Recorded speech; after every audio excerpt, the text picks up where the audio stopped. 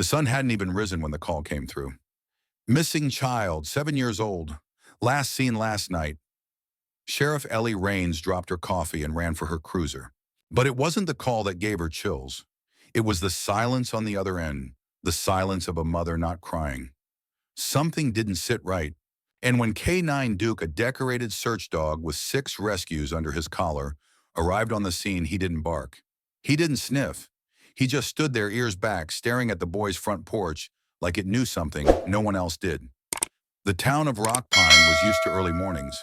Farmers up before dawn, gas stations unlocking their doors, trucks humming to life under the rising Colorado light. But this morning was different. Nathaniel Carter was missing. His parents, Sarah and James Carter, had called 911 at 4:12 a.m., claiming they awoke to find his bed empty and the back door wide open. By 6:00 a.m., the sheriff's department had cordoned off the house, and search crews were assembling near the tree line behind the Carter property. Duke jumped out of the K9 unit truck like he always did, tail high, nose twitching, eyes sharp. At 5 years old, the German Shepherd had already led searches across state lines, found 2 kids buried under tornado debris, and tracked a missing hiker across 12 miles of mountain terrain. He was calm, confident. Until today. "Go find Duke," Ellie said, kneeling beside him, holding out a well-worn Spider-Man hoodie, Nathaniel's favorite. Duke sniffed it, sat, then looked away. "What's wrong, boy?" Ellie asked, frowning.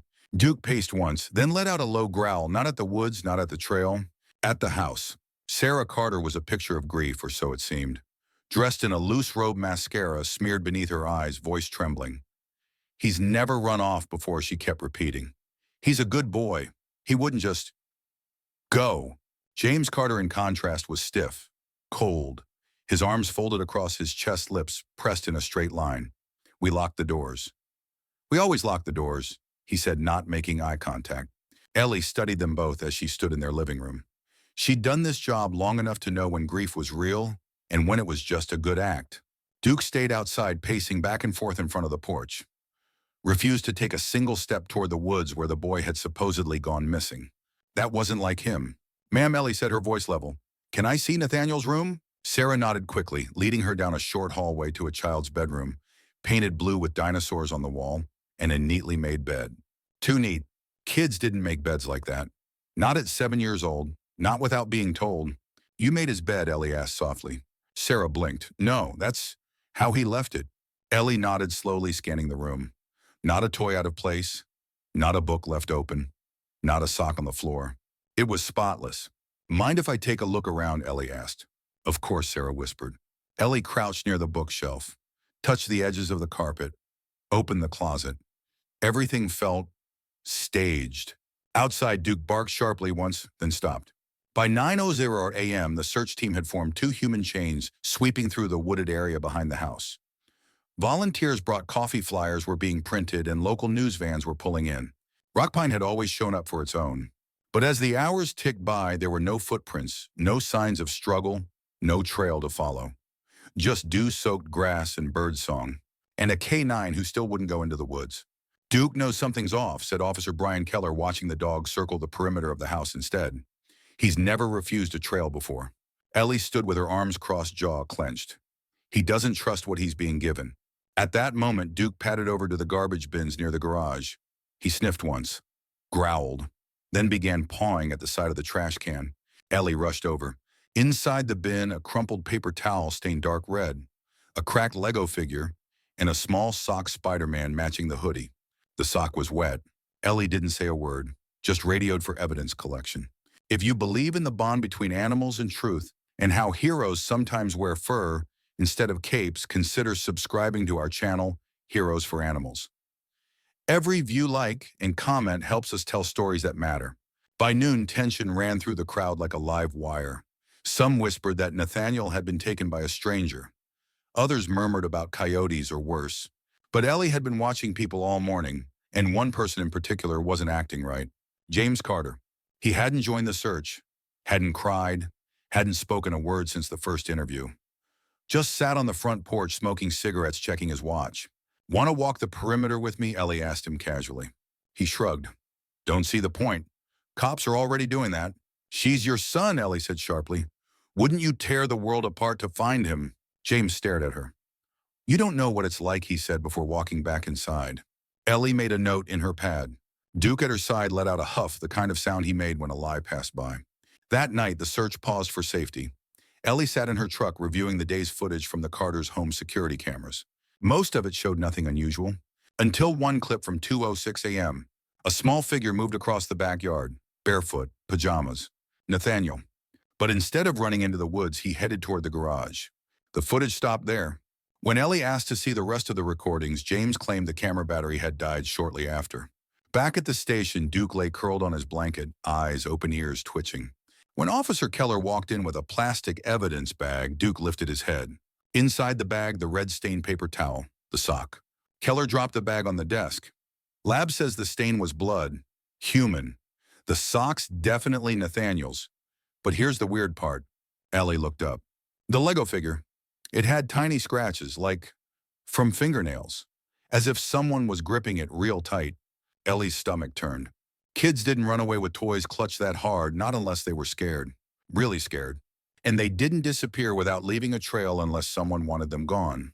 Outside, Duke began to growl again, at the sound of a car pulling away from the Carter house.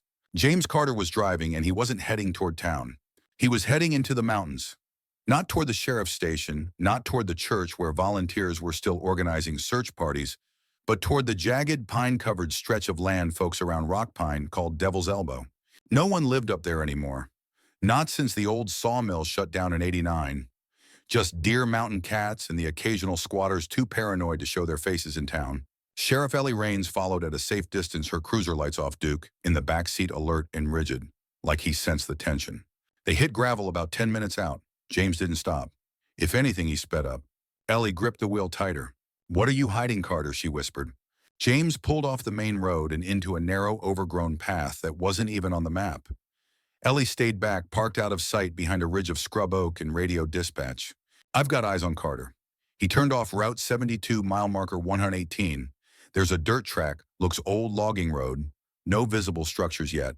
"I'm going in on foot. Keep channel open." "Copy that," came Keller's voice. "Backup's 20 out." She looked over her shoulder. "Stay," she told Duke. But Duke whined low and urgent, eyes locked on the trees. All right, quiet though." She opened the door. Duke jumped out without a sound. They moved like ghosts under the cover of trees. The trail ended at a clearing no bigger than a basketball court, where an old shack leaned sideways like it had been dropped there by accident. The roof was patchy tin, one window half covered by plywood. A rusted swing set in the back, swallowed by weeds. James Carter's truck was parked off to the side, engine still warm. Duke didn't growl, didn't bark. He just stared at the shack and lowered his body to the ground as if he was waiting for something to happen. Ellie crept forward, boots sinking into pine needles. She could hear movement inside, not frantic, not loud, but deliberate. She drew her weapon. "Rock Pine Sheriff's Department." James opened the door now. Nothing. Then came the unmistakable sound of a deadbolt sliding into place. Duke's ears perked. He took a step forward, his body quivering with restraint. Ellie pressed to the side of the door. "James, if you don't open up, I will breach." Still nothing. Then a voice, low, breathy, trembling. "He's not here." Ellie kicked the door in. The shack smelled like damp wood and motor oil. Inside there was one room, a cot, a table, a gas lantern, a cooler, and James Carter standing in the corner, hands raised, shaking like a leaf in a thunderstorm. "You said he's not here," Ellie asked, weapon raised. "That sounds a lot like a guilty conscience." James stared at her. "I swear, I didn't hurt him." "Where's your son, James?" "Pukulasfer." "He's not here," James repeated, voice cracking. "He was, but I left him with Eric. He's not supposed to be gone." "Eric," Ellie blinked. "Your brother." James nodded, hands still in the air. "He said he'd just keep the kid for a few days. Said Nathaniel needed discipline. Said boys today are too soft." "I thought I didn't know he—" "You staged the whole disappearance," Ellie said, voice low. "You had the town searching the woods while your brother stashed your child like a sack of garbage." James's eyes welled with tears. "You don't understand. Sarah, she said it was this, or foster care. Said if we lost custody, they'd come after our daughter next too." Ellie narrowed her eyes. "You have a daughter? 4 months old," James said. "Sleeping in the house while this whole thing unfolded?" Duke, meanwhile, had walked into the corner of the shack and was sniffing the cot, then let out a sharp bark. "Get on your knees, James." He complied, sobbing. Back at the station, James Carter was booked under suspicion of child endangerment obstruction and false reporting.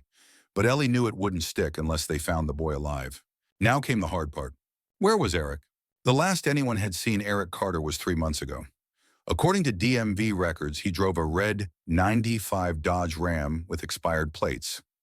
A neighbor once claimed to have seen him near the old Summit Ridge trailhead, 30 miles north near a series of old ranger cabins. Ellie gathered her gear, and Duke waited by the truck tail, still eyes fixed on her.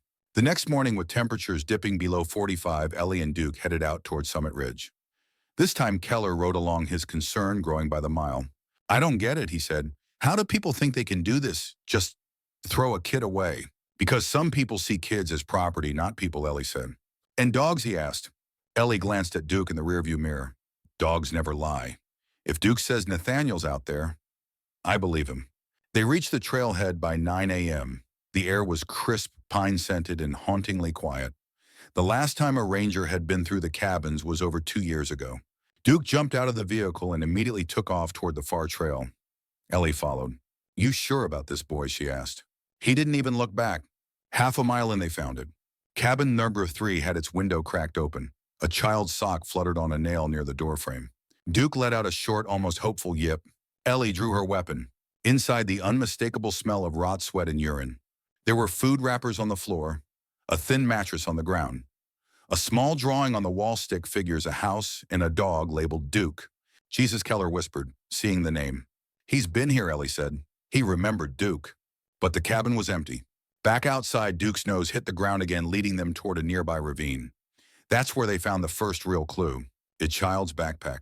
Inside, a juice box, an inhaler, a crumpled photo of Sarah and James torn in half. On the back, in child's handwriting, "Don't want to go back. Don't make me." "Eric's not moving him because he cares," Ellie muttered. "He's keeping the boy hidden because now it's a federal case." They called for aerial surveillance and started canvassing the area with infrared. Still no movement. Then just after dusk, Duke began to bark furiously near a patch of brush. He pawed the earth until his claws hit something solid, a cellar door half buried, cleverly disguised with pine needles and moss. Ellie drew her flashlight. "Step back, Duke." She pried the door open. The smell hit first like mold and old sweat. Then the sound. A cough, weak, childlike. "Nathaniel," Ellie called down. A pause. Then a voice, "Is Duke here?" Ellie Raines dropped to her knees at the edge of the half-buried cellar door. Her flashlight trembled in her grip. "Yes, baby, Duke's here," she called out, voice breaking. "He's right here." Duke let out a sharp bark and pawed at the edge of the opening, whining urgently, his whole body pressed forward. Inside, the whole silence. Then a shuffle, a sniffle, a cough. I thought he forgot me." "No, sweetheart," Ellie said. "He never forgot. He brought us here." She turned to Keller. "Call it in. We've got him." The narrow staircase creaked as Ellie descended, her flashlight beam slicing through the darkness. The air was damp, sour, filled with the stench of mildew and unwashed clothes. Duke stayed above, barking furiously, unwilling to be left behind. At the bottom, she found him. Nathaniel Carter curled up on a thin mattress, his arms wrapped around a ragged stuffed animal missing one eye. His face was pale cheeks, sunken, one eye swollen shut. There was dried blood on his shirt and a bruise along his neck, like someone had grabbed him hard. But he was alive. Barely. "Nathaniel," she said gently, crouching beside him. "My name's Ellie. I'm here to take you home." He flinched. "I don't want to go home." Ellie's chest tightened. She reached out slowly, showing her palms. "Okay, then we won't go home, but we'll get you somewhere safe. You don't ever have to go back there." He looked at her with his good eye, then whispered, "Is Duke really up there?" She smiled, blinking fast. "He's waiting for you." Nathaniel nodded. "Then I'll go." It took 2 paramedics to carry him out, thin as a reed shoes, worn through every bone in his body, trembling from cold and fear. The moment they reached the surface, Duke rushed forward, tail wagging, nose nudging into the boy's chest like he was checking for himself that it was real. Nathaniel reached out with a weak hand and touched Duke's ear. "I told them you'd find me." Duke whimpered and laid his head in the boy's lap.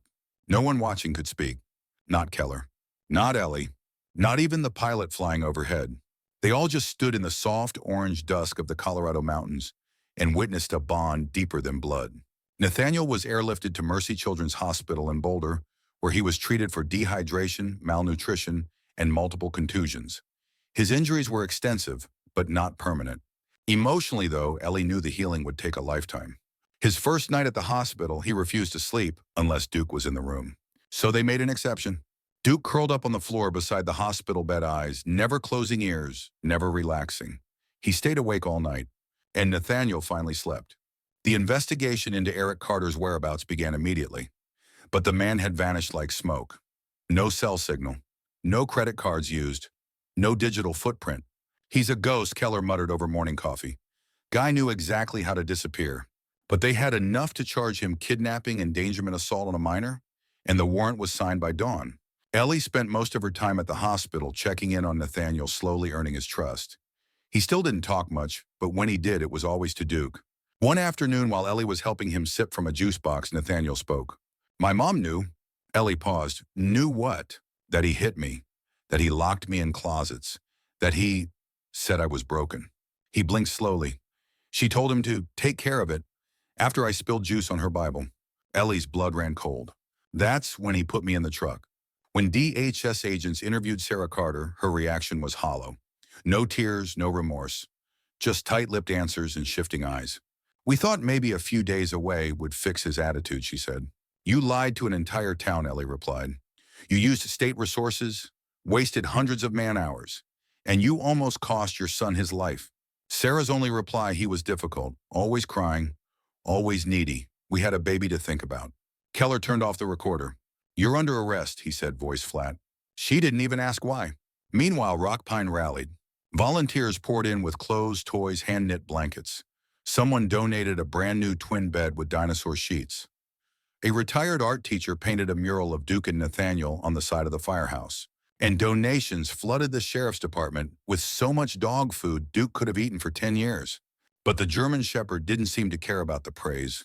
He stayed near Nathaniel, at the hospital, at the temporary foster home, even in the courtroom hallway when the first custody hearings began. It wasn't duty anymore. It was loyalty.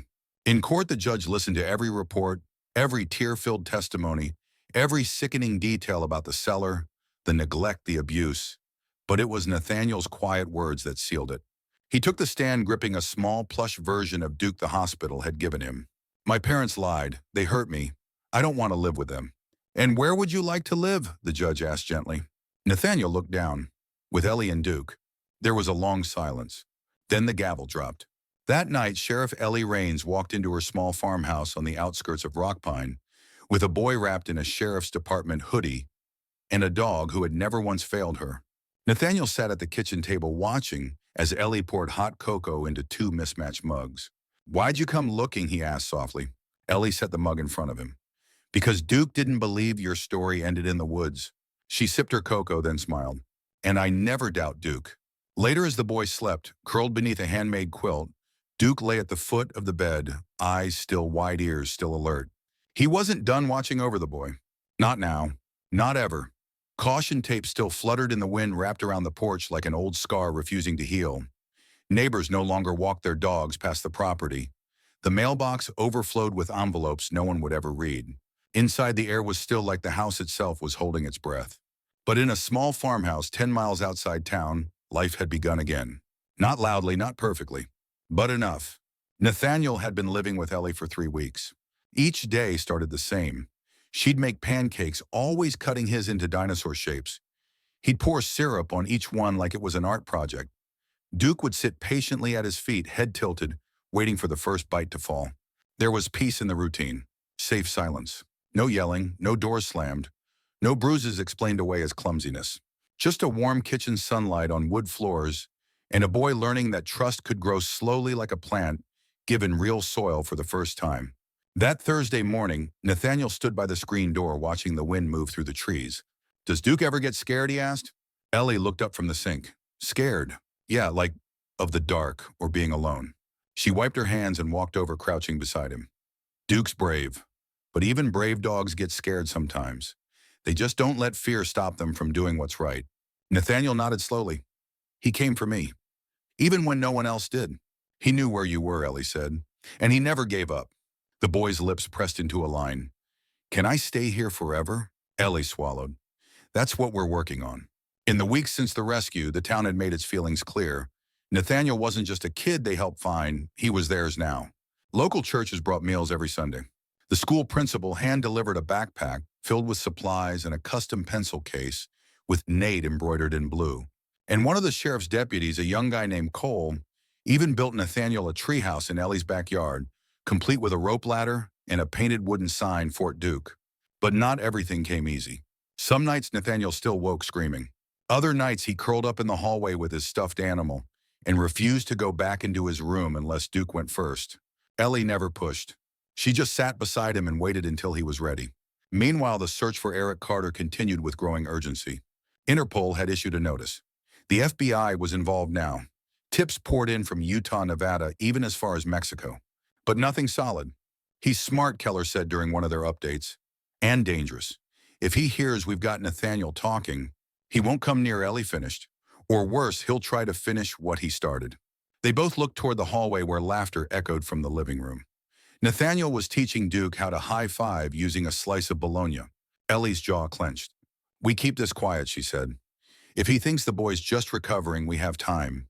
If he thinks Nate remembers everything, we'll lose him." 2 days later, Ellie got the call. A rancher north of Fort Collins had reported a man living in an abandoned horse trailer on the edge of his property. Descriptions matched Eric Carter. When deputies arrived, the trailer was empty, but they found something else. A torn page from a children's Bible, with the name Nathaniel written in block letters. "I think he's watching," Keller said, waiting. Ellie didn't respond. She just loaded her shotgun and locked the door that night. Nathaniel was in the living room playing with Duke when Ellie came in. He looked up and asked, "Are you mad?" She blinked. "Mad? You look like you get when people lie." Ellie sat beside him on the rug. "I'm not mad at you, sweetheart. Just worried. Your uncle might still be out there. And if he's watching, we have to be smart." Nathaniel's hands trembled slightly as he reached for Duke's ear. "He said he'd come back for me if I ever told." Ellie stared at him. "Did you tell someone, Nate?" He nodded slowly. "I told Duke." That night, Ellie stayed up late reviewing footage from the motion cameras she'd placed around the property. Nothing. Just trees, moonlight, and the occasional deer. Still, her gut screamed something was off. She was halfway through a cup of cold coffee when Duke jumped up from his bed, growling low in his throat. Nathaniel's bedroom door creaked. Then came the sound of footsteps. Ellie was on her feet in seconds, shotgun in hand, heart pounding. She opened the door and found Nathaniel standing there, eyes wide. "He's here," he whispered. They moved fast. Ellie locked all doors and windows. Keller arrived within 10 minutes. More deputies pulled in behind. Nathaniel was tucked in her bedroom with Duke beside him, a walkie-talkie in his hand. "If you hear anything," Ellie told him, "you press this button. You don't wait. You don't call. Just press." He nodded. The next few hours passed like molasses. Nothing. No movement. No signs of trespass.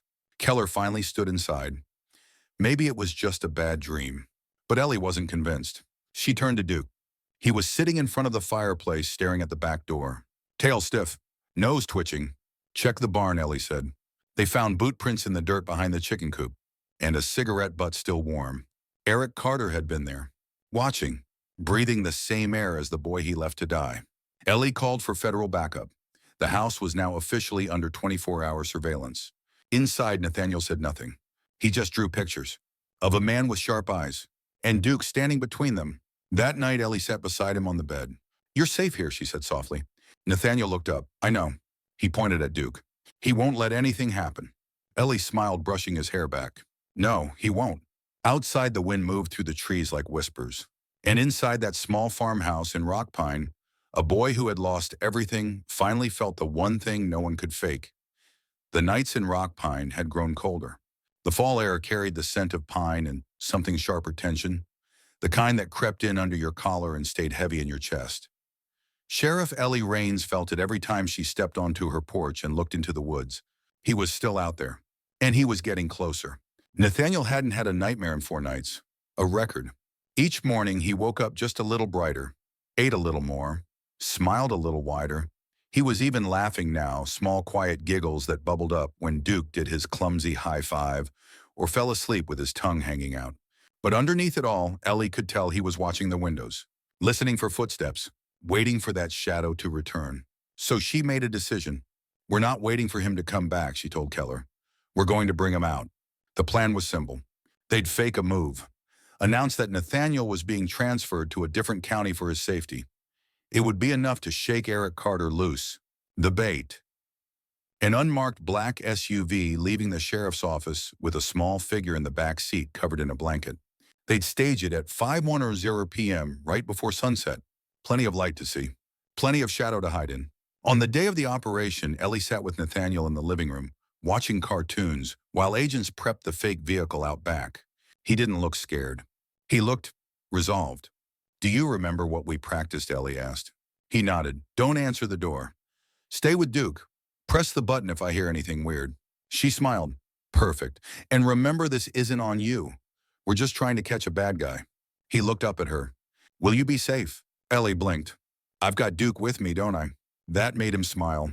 "Then yeah," he whispered. "You'll be okay." The SUV pulled out just after 5:03 p.m.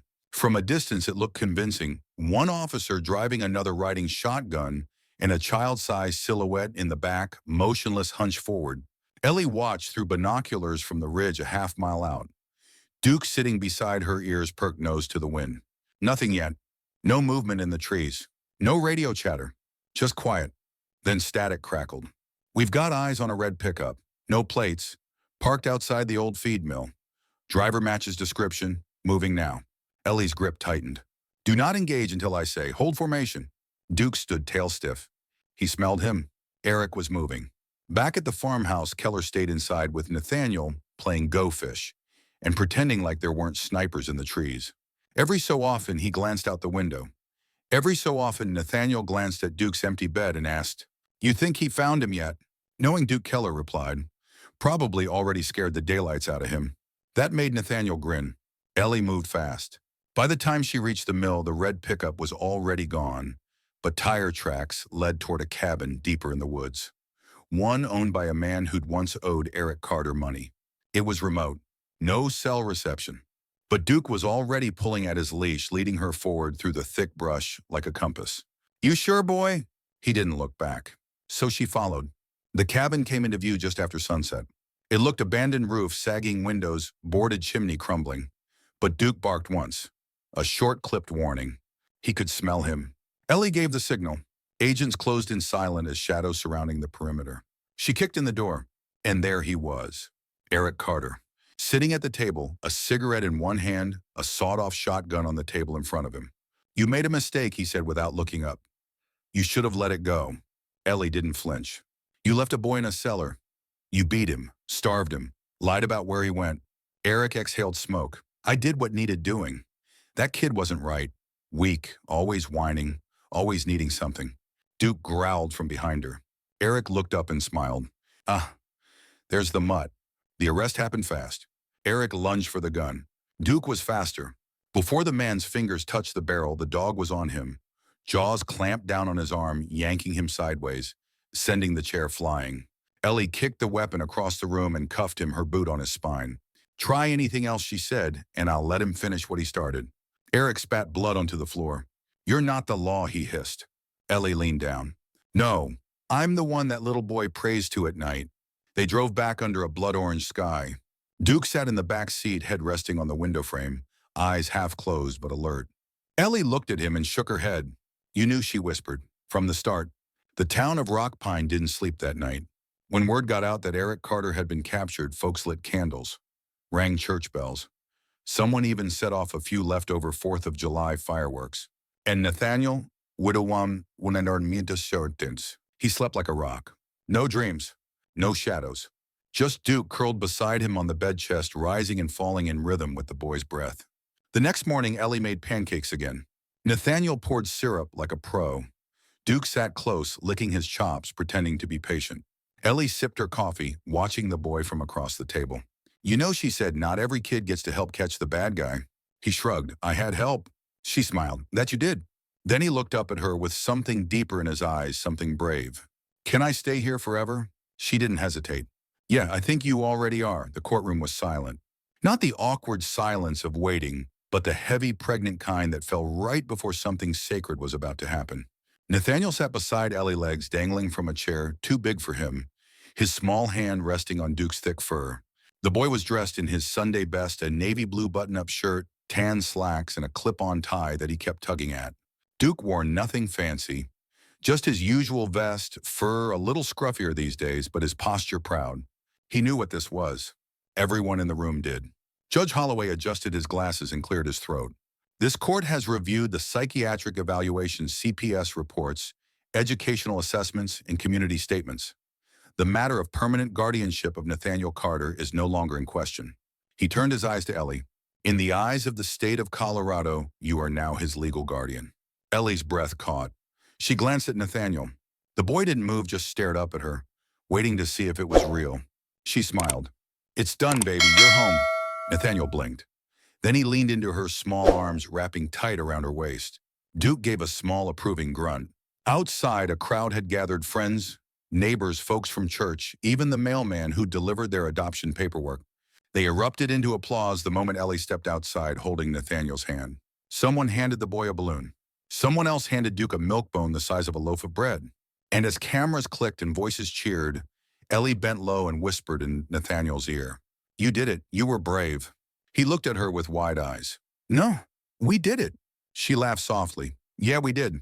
In the months that followed, life settled into a rhythm again. Not the same as before, but better.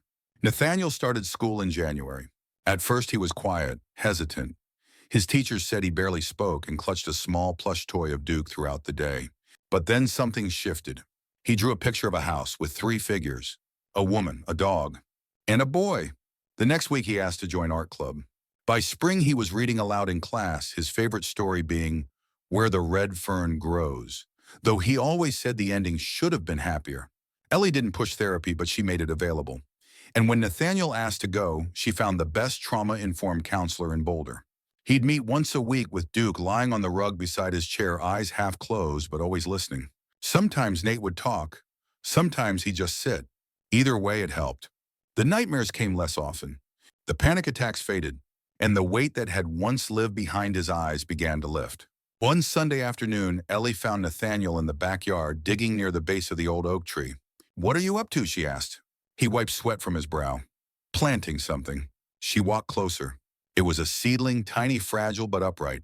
"A tree?" "No," he said softly. "A second chance." He looked up at her. "I read that if you give something a name, it grows better." She crouched beside him. "What are you gonna call it?" He smiled. "Hope." Duke barked once in approval. Eric Carter was sentenced to 20 years in federal prison. No parole.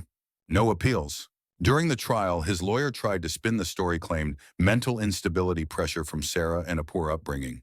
But none of it mattered. The photos of the cellar, Nathaniel's quiet, unshakable testimony, the recording of Ellie's body cam the night Duke found the boy barking, refusing to leave. It all told a story that no defense could undo. When the judge asked if he had anything to say, Eric Carter simply glared at Ellie. "You think you've won?" She didn't even blink. "No," she replied, "he did." Sarah Carter's parental rights were terminated permanently. She was placed in a supervised facility after being diagnosed with severe narcissistic personality disorder. Nathaniel never asked about her again. Ellie didn't bring it up. Some ghosts, she figured, don't need confronting, just letting go. By summer, the town had declared July 8th as Duke Day. They threw a parade. Children carried signs. One read, "Not all heroes wear badges, some wear collars." Ellie rode in the lead truck, Nathaniel at her side, waving to the crowd.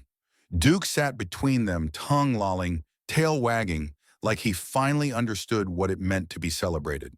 Not for sniffing out evidence, not for attacking a suspect, but for knowing a boy's heart when no one else did. Later that night, as fireworks painted the sky and laughter echoed down Main Street, Ellie and Nathaniel sat on the porch with mugs of hot cocoa. "You ever think about what would have happened if Duke hadn't come that day?" he asked. Ellie took a breath. "I try not to." He nodded. "I do sometimes." She looked at him. "Why?" "Because it reminds me," he said, "that I'm not invisible."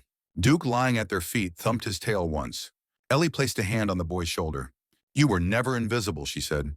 "You were just waiting for the right eyes to see you." Fall came again. Nathaniel joined soccer. Ellie joined PTA. Duke got a new orthopedic dog bed and the official title of emotional support guardian laminated and everything. And one morning, as the sun broke through the kitchen window and the smell of pancakes filled the air, Nathaniel sat up straight and said, "I want to be a cop." Ellie blinked. "Yeah." He nodded. "Or maybe a dog trainer, or both. I want to help kids who don't have a Duke." She swallowed. "Well," she said, "I think we can make that happen." That night, she wrote in her journal something she hadn't done in years. I thought I knew what justice looked like, but it doesn't always wear a badge or carry a gun. Sometimes it has paws, and sometimes it walks into your life in the middle of a storm, dragging with it the one soul you were always meant to find. We didn't rescue a child. We found each other. And that's what makes this home.